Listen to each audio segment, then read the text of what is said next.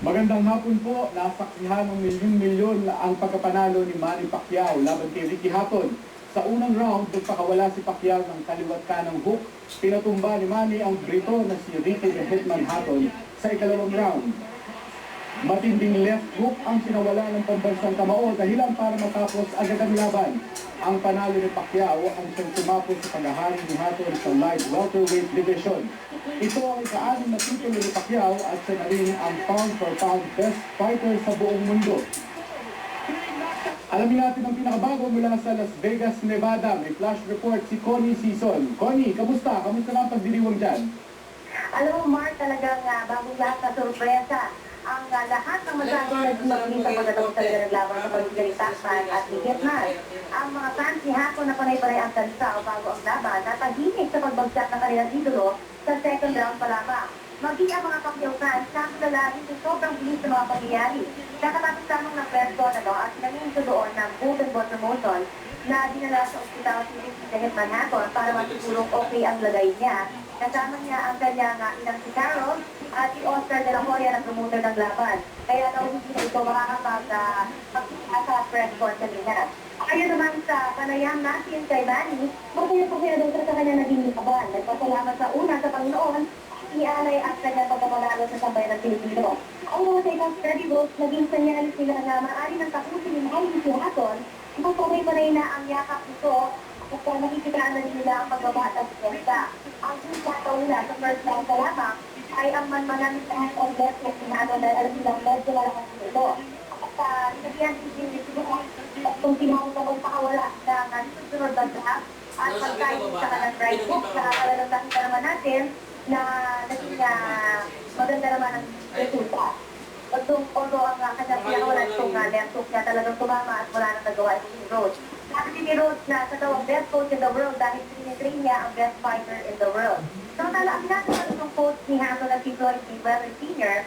na nasurpresa rin sa kalakas ni Manny dahil natanggal sa top 9 to 106 pounds hanggang pataas na ang weight division pero dapat napabilito rin sa nakasutong si Manny.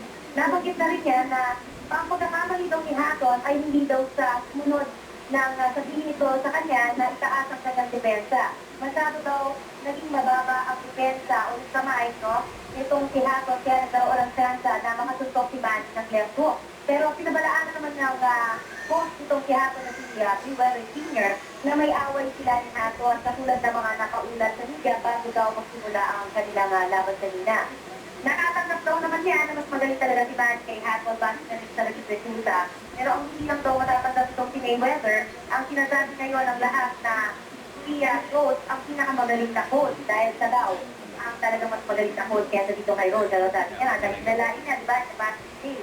Pero itong si Mayweather Sr. dahil natalo itong si Manny Pacquiao si Hatton, ay maaaring maging sanyalis na ito na katapusan ng career naman ng Hitman.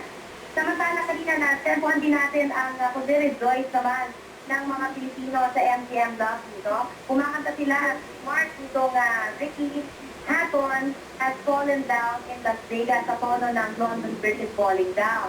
At kasalukuyan nga ay ginagawa ng after party sa The Beach dito sa Mandalay Bay kung saan inanyayahan mismo ni Manny ang lahat ng mga press kanina na dumalo at daw mismo ay kakanta doon at sinama niya pa ang kanyang banda na MC band mula pa sa Pilipinas ay binigyan niya ito ng pamasahe para lamang makadalo at makapag-celebrate ng sama-sama dito sa Mandalay Bay. Samantala, kanina rin Mark, madagdag ko lamang yung mga fans naman ni Hatton na kapuna sa lahat ba ito sa backstage talagang sinasabi niya na naman ang Hatton. Yes. Balikan ka namin sa iba pang update dahil marami pa tayong ikuting update ngayon. Nakainis sa lahat yan. Maraming salamat Connie Sison mula sa Nevada. Dito naman sa Pilipinas, nagdiriwang sa pagkapanalo ni Manny Pacquiao ang kanyang mga anak. May